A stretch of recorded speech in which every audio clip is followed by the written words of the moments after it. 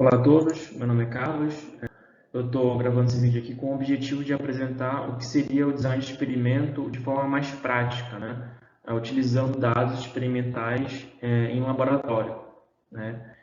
E avaliar o efeito, né? Qual é o objetivo de se fazer um design de experimento. Então aqui eu peguei um artigo cujo tema é a avaliação dos fatores influenciadores de diluição de cromo em escória de ferro-cromo usando o planejamento experimental fatorial.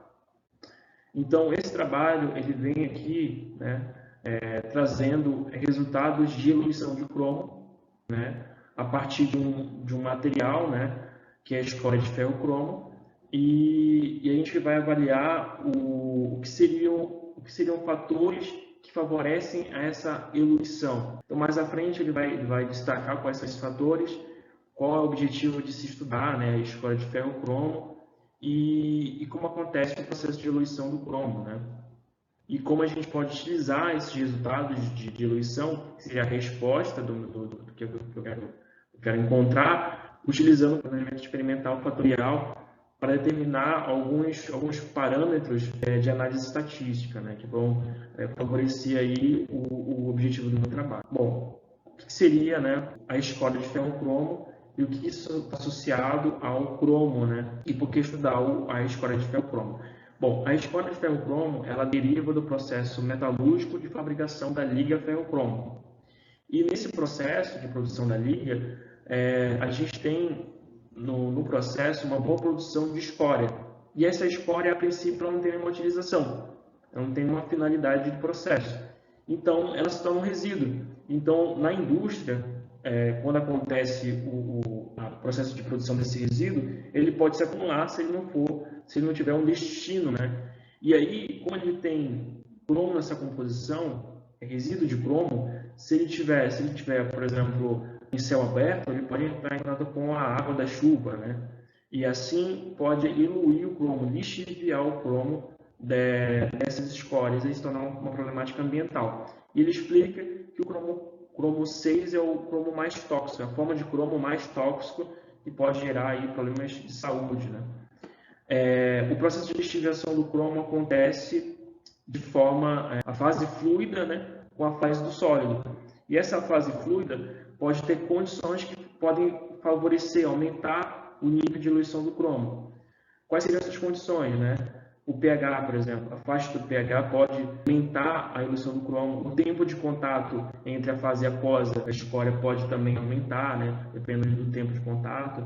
O tamanho de partícula também. Então, o tamanho de partícula do sólido pode também favorecer o nível de diluição do cromo. Por que o autor traz a escória do ferro-cromo, né?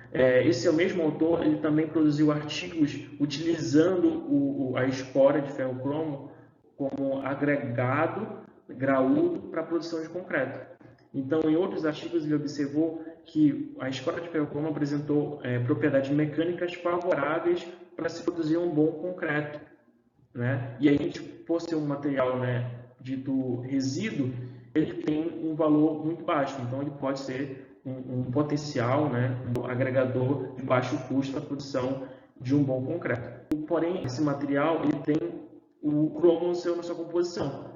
Então, estudar a composição, a mineralogia, né, a quantidade de ferro-cromo e os fatores que influenciam na lixiviação do ferro-cromo é importante para a gente ter a segurança de aplicar esse material para essa finalidade. Então, nesse estudo, ele fez experimentos, batch experiments, que seria o experimento em batelada. Ele pegou uma fase fluida, que é a água, né, e fez uma variação dessas condições físico-químicas da água para avaliar o nível de diluição. Basicamente é isso. Ele manteve algumas condições desse processo de batelada, algumas condições fixas, que seria a razão sólido-líquido, 10 ml para cada grama. A agitação ele manteve em 30 rpm. Essas variáveis ele não mexeu, ele não variou. O que ele variou foi o pH, o tamanho de partícula e o tempo de contato. Essas são as faixas de trabalho que ele trabalhou, né? A princípio, ele teve resultados preliminares, né, do efeito de cada uma dessas variáveis. Então, para a variável de pH, ele observou que para pH mais baixo a gente tem uma maior eluição de cromo, né? ou seja, pH mais ácido favorece a dissolução do cromo, tanto o cromo 6 como o cromo total. Aqui a gente vê uma maior eluição do cromo total com o abaixamento do pH, né? pH mais ácido. Para o tempo de contato, ele observou que, inicialmente, nos oito primeiras horas, a gente teve uma maior eluição, e depois a taxa de eluição se manteve fixa depois dessas 8 horas. Para o tamanho de partícula, ele observou também uma grande eluição do cromo 6 e o cromo total. Isso acontece porque, lógico, né, se a gente diminui o tamanho de partícula, a gente aumenta a área de superfície. Então, a gente vai ter mais cromo ali exposto e, consequentemente, a gente vai ter maior eluição. Bom, para o design de experimento, ele atribuiu algumas condições, lógico, né? As condições que ele atribuiu aqui para níveis, ele trabalhou com níveis alto, médio, que seriam os pontos centrais, e baixo, né? Então, a gente tem um de dados de 3x3, né? Aí trabalhou também com um planejamento fatorial completo de 2 níveis. Ele fez 8 experimentos, variando o valor máximo e o valor mínimo, e fez 3 experimentos com os pontos centrais, né? Complementando e tendo ali condições para que a gente tenha erros na medida e a gente consiga predizer o melhor modelo. O nível de significância do teste T foi em 5%. Então, essa aqui é a matriz de resultado, né, que ele trabalhou. E aqui são os resultados de resposta, né, o resultado de cromo 6, e que também a gente tem os resultados de cromo total. Né?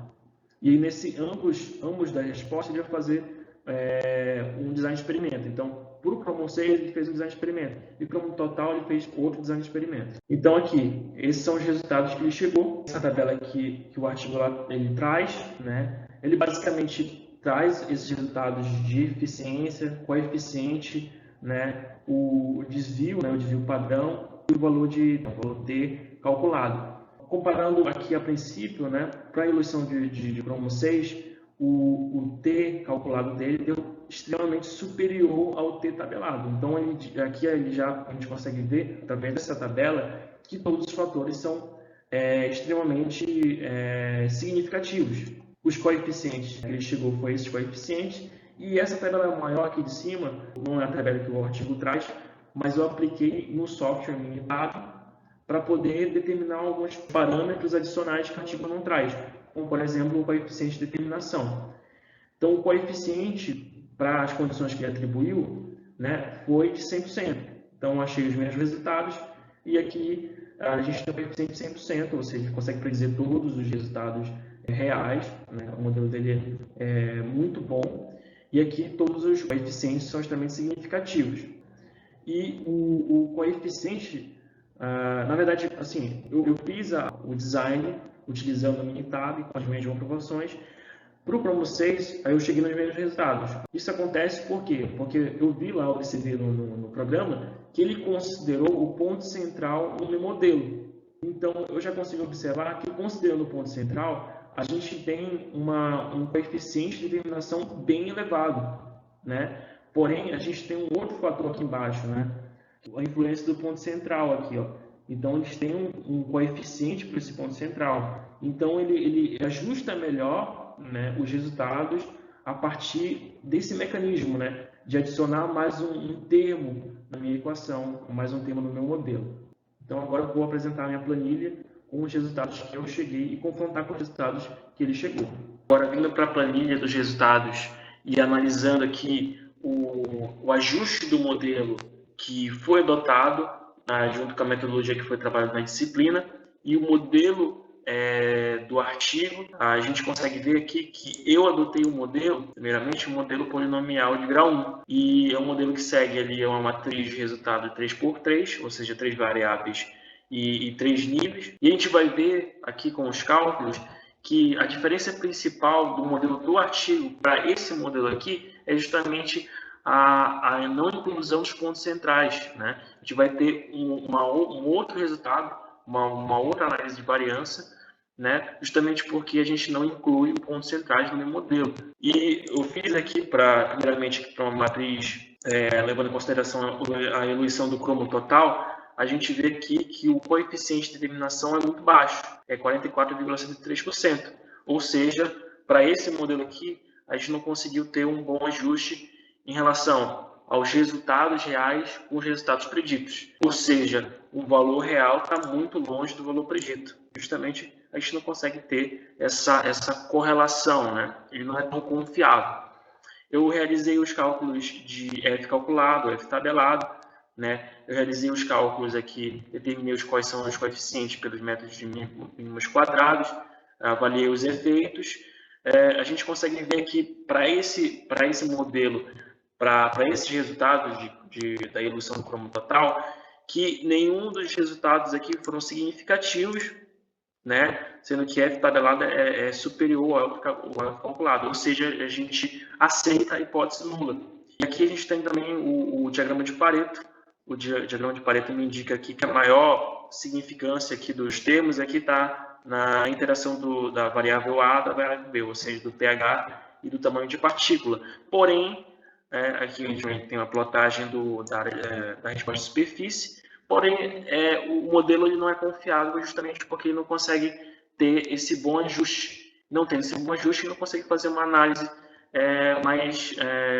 mais próxima, né, comparado o real com o predito. Os resultados para o cromo 6, esse modelo aqui, né, ele consegue ter uma boa correlação. Teve uma correlação de 94,39%. E nesse caso aqui, a gente já consegue observar quais são os coeficientes significativos, né, de forma mais real. Né? O meu modelo ele consegue prever e dessa forma a gente consegue fazer algumas inferências em cima do meu modelo. Aqui, por exemplo, eu calculei a nova, fiz toda a análise da nova e eu observei aqui que alguns coeficientes foram, né, foi acima aqui do F tabelado, que nesse caso é de 3,182, e os mais significativos aqui foram os termos A, B e C, justamente o pH, tamanho de partícula e o tempo de contato.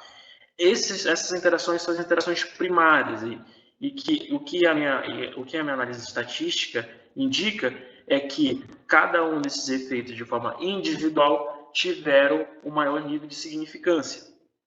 E aqui a gente tem comparado, por exemplo, eu realizei as mesmas condições, né, sem influência do ponto central, tudo isso no Minitab, né, de forma mais automatizada, e a gente consegue ver uma semelhança aqui dos efeitos, né, comparado aqui com o cálculo no Excel. Então, o efeito aqui está bem próximo ao efeito encontrado aqui pelo método no Excel. Bom, da mesma forma também, eu calculei os coeficientes e efeitos pelos mínimos quadrados e cheguei nesse resultado do diagrama de Pareto. E a gente vai ver depois a resposta de superfície. Aqui, já no diagrama de Pareto, utilizando o Minitab, a gente tem que os principais coeficientes aqui, mais significativos são dois, que é o pH e o coeficiente A, né? É o pH justamente, e o tamanho de partícula. Mas o coeficiente B é o mais significativo, né? Sendo o tamanho de partícula mais significativo na eluição do cromo 6.